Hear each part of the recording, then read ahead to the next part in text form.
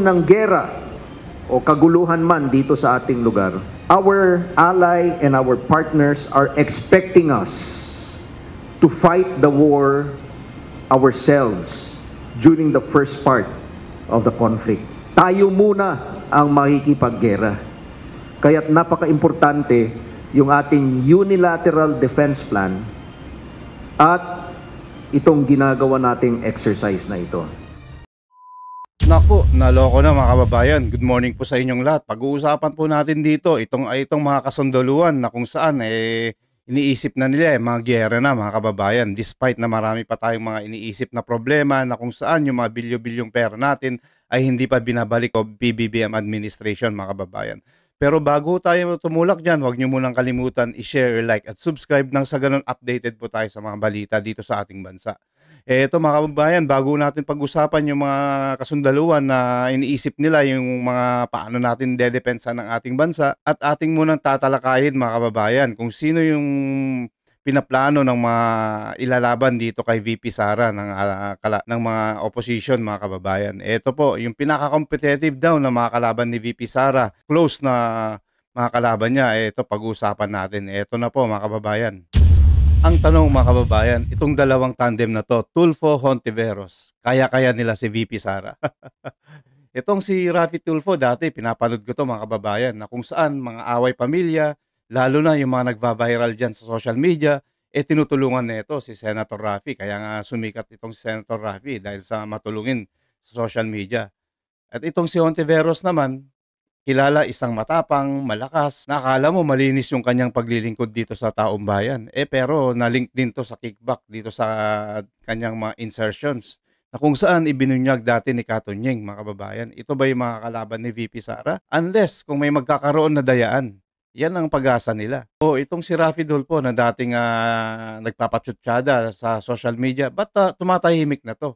Itong si Raffy Tulfo mga kababayan, kaya tumatahimik po to kasi pinaplano na ito, natatakbo talaga sa pagka-presidente. Kaya nga nagdidikit ito kay Bongbong Marcos. Kaya nananahimik ito, hindi niya binabatikos itong administrasyon natin dahil pangarap niyang maging presidente. Di wow, mananalo kaya kayo? Titignan natin. Unless kapag walang nangyaring dayaan, yan ang pag-aasa ninyong dalawa. Kasi nga to, lumalabas dito sa mga Okta Research na survey, ito daw yung pinaka-competitive tandem mga kababayan. Ayon sa sinabi ni Professor Randy Trey ng Okta Research mga kababayan na itong dalawang to ay ito yung mga pangalawa sa survey. Alam nyo ba mga kababayan gaano kalaki yung diferensya ng score dito sa dalawang to sa laban kay VP Sara? Kung ito yung ilalaban nila kay VP Sara, mga kababayan. Butal lang yung mga diferensya mga kababayan, sa laki ng diferensya, yun lang ang makukuha nila, itong dalawang to. Alam naman ho natin na itong si VP Sara mga kababayan, ito po yung talagang mabango na mananalo dito sa pagiging presidente sa darating na election dahil alam natin na itong si VP Sara lang ang may kakayahan na labanan itong mga korupsyon na to at yung mga leader na nagsusulsul sa kanya, hindi uubra kay VP Sara yung may nagsusulsul sa kanya. Ang papakinggan lang ni VP Sara mga kaibigan, walang iba kundi yung tatay niya mga kababayan, na walang iba kundi si Tatay Digong. Na alam natin na ito yung iniidolo ni VP Sara, yung kanyang tatay mga kababayan. Itong si VP Sara lang ang tanging leader na pwedeng pumalit kay BBM na walang bahid na mga korupsyon mga kababayan. Na kung saan itataas na ito ang ating bansa at yung respeto sa buong mundo mga kababayan, na kung saan yung ginawa ni Tatay Digong, yung respeto sa Pilipino ay itinaas niya. Nakita nyo na lang sa Asian mga kababayan, di ba? Asian Summit, na kung saan yung respeto nila dito kay BBM na kung saan si BBM pa yung lumalapit pa sa mga leader na nilalayuan dahil alam nila na yung mga pamamalakad niya ay punong-puno ng mga kabalbalan at pagnanakaw. Kung si Tatay Digong noon, nakita niyo yung pagkakaiba nila kapag nagsasalita si Tatay Digong. Talagang nagtatayuan yung mga leader ng bansa. Saan si Donald Trump pa yung nakipagkamay dito kay Tatay Digong. Ganun ang respeto nila sa dating presidente ng ating bayan. Kaya itong si VP Sara mga kababayan, kahit anong itatapat nila dito, hindi uubra. Yung makukuha lang ng score na to, yung Tulfo Hontiveros na to mga kababayan, butal lang sa final score na makukuha ng VP Sara. Bakit mga babayan, tingin ba natin yung mga pinklawan na sasapi dito kay Hontiveros? Nako, hindi na po. Kasi yung pinklawan dati na isa sa mga bumabatikos, itong si Attorney Guanzon ay kumampi na kay sa mga DDS, mga kababayan.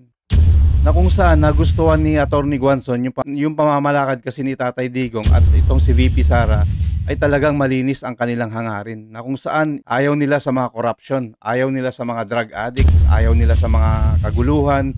Gusto nila yung diplomasya lang, dinadaan sa diplomasya. Hindi katulad itong administrasyon ni BBM na kung saan sila pa ay nagmamatigas dito sa China, mga kababayan. Na kung saan kung magkakaroon daw ng digmaan, nako, bago dumating daw yung mga alyado natin, kailangan nating lumaban muna na tumagal tayo ng isang buwan. Yan ang pinagmamalaki ng PBBM administration, mga kababayan. Yung kanilang mga kasundaluhan na kaya daw nilang lumaban ng 30 days bago dumating yung kaalyado. Sa tingin ba natin, mga kababayan, itong US tutulungan tayo? Alanganin pa tayo, tagilid pa tayo dito kay Donald Trump, na kung saan nakita mo naman nung nagsama yung si Donald Trump tsaka yung presidente ng China, talagang nag-usap sila at nagkamayan pa, yung solid yung kanilang pagrespetuhan. Na kung saan kung gagirahin ta ng China, tagilid pa ang US na tutulungan tayo, wala na. Tapos na yung natin, yung bansa natin. Kaya dapat ikaw, BBM, ang gawin mo, makipagdiplomasya ka kasi. Hindi masama makipagkaibigan sa mga malaking bansa na yun. Huwag mo tayong umasa dito sa diskarte mo na wala naman na pala yung bansa natin. Na kung saan ang ginawa nyo lang, inubos yung pera ng taong bayan at nabaon tayo ng utang dyan sa mga diskarte mong walang patutunguhan. Eto mga kababayan, panonoorin na po natin itong kasundaluhan na kung saan ito yung pinaka-leader nila, na yung sinabi niya na kakayanin daw ng sundalo kung may mga darating na giyera dito sa bansa natin, na poprotektahan yung bansa natin ng isang buwan bago dumating yung kaalyado. Naku po, mission impossible to. Karoon ng giyera o kaguluhan man dito sa ating lugar, our ally and our partners are expecting us to fight the war ourselves during the first part of the conflict. Tayo muna ang makikipaggera. Kaya napaka-importante yung ating unilateral defense plan at itong ginagawa nating exercise na ito.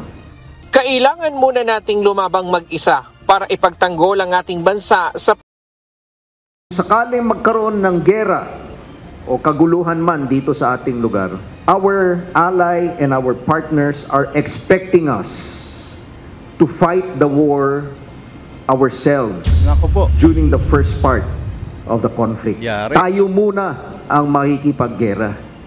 Kaya't napaka-importante yung ating unilateral defense plan at itong ginagawa nating exercise na ito.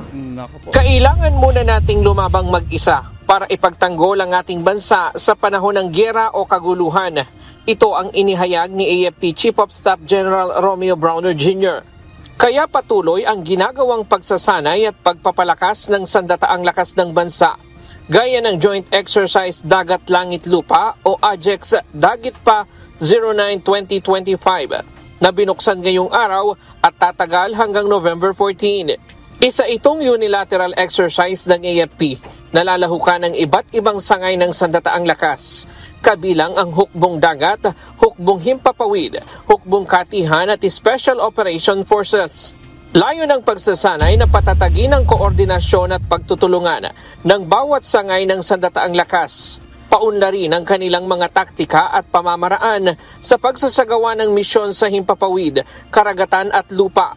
Sa sentro ang pagsasanay ngayong taon sa territorial defense, maritime security, cyber defense at information warfare exercises. Nako po. Itong AJEX, tayo lang ito. It's only the Armed Forces of the Philippines together with the Coast Guard, together with the Philippine National Police, so that makita natin yung kung saan tayo, kung ano yung hangganan ng ating depensa. Sabi ni General Browner, nakahanda ang sandataang lakas na ipagtanggol ang ating bansa. Hindi anya nasusukat sa kagamitan lamang ang pagiging world-class ng isang sandataang lakas, kundi sa kasanayan. Kaya tuloy-tuloy ang kanilang pagsasanay at kaya nilang makipagsabayan sa ibang bansa.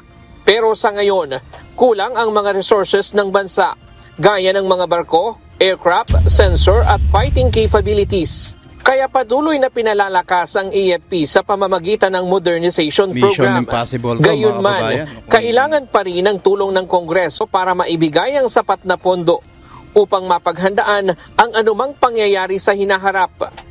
Hindi kaya nung current na kagamitan natin na i-cover yung entire archipelago.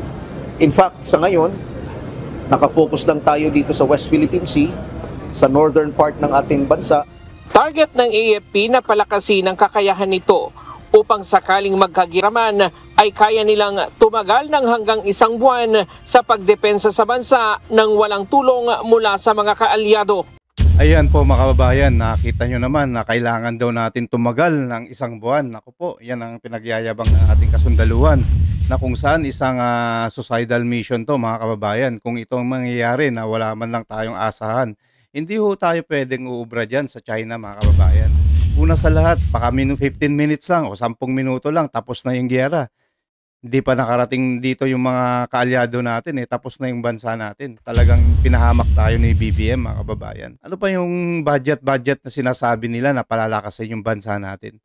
Yung nga lang budget dito sa ating mga taong bayan, pinagnanakaw nila Pwede pa siguro kung may kapasidad tayo na lalaban dyan sa China, kung malakas talaga yung magamit natin, tatagal tayo. Pero imposible po yun. Ito yung mga naidulot neto ni PBBM dito sa mga kasundaluhan, hindi ho maganda mga kababayan, na kung saan yung mga isip nila talagang suicidal mission na. Talagang hindi na nila inisip yung mga taong bayan na hindi maganda kapag magkagyera dito sa bansa natin. Siguro pwede pa, kung may mga tayo, pang salag tayo ng mga missile nila. Pwede pa tayong tumagal niyan na katulad ng bansang Israel na meron silang mga missile na kahit napakalit na bansa, mas malaki pa yung Pilipinas, walang nagagawa yung mga missile na pumapasok. Pwede o siguro, meron tayo dito pansalag dyan sa mga missile nila. Yan, tawagin nyo lahat ng mga aswang. Yung mga mandarambong na yan, yun ang ipansalag nyo sa mga missile ng China. Ayan po, nakita nyo na mga kababayan itong impluwensyang naidulot neto ni PBBM sa ating mga kasundaluhan, na kung saan ang pinupush pa niya lalong lalaban tayo dito sa bansa ng China instead na makipag-ayos para walang nangyayaring tension dito sa bansa natin. Ganyan po yung pag-leadership ni PBBM mga kababayan, na malayong malayo dito kay Tatay Digong, na kung saan yung presidente ng China at ng Amerika talagang mataas ang respeto sa atin. Kaya ho tayo mga kababayan, be wise po tayo. Kapag sa darating na eleksyon, alam na natin kung sinong iboboto natin, huwag ho tayo magpapabudol unless kapag ang gobyerno dinaya ho tayo. Yun lang ang tanging panalo ng mga opposition mga kababayan, yung mga against Duterte. Pero tayo, alam natin kung sinong iboboto natin, yung tunay na leader. Kay VP Sara lang ho tayo mga kababayan. Huwag ho tayo maniniwala dito sa mga pambubudol na sinasabi nila, na kung sila Tulfo, Hontiveros daw yung pambato nila. Pero alam natin, hindi mo mauubra yan dahil tsak na landslide po yung pagkapanalo ni VP Sara, mga kababayan. Maraming salamat po mga kababayan. Hanggang dito na lang ho muna tayo.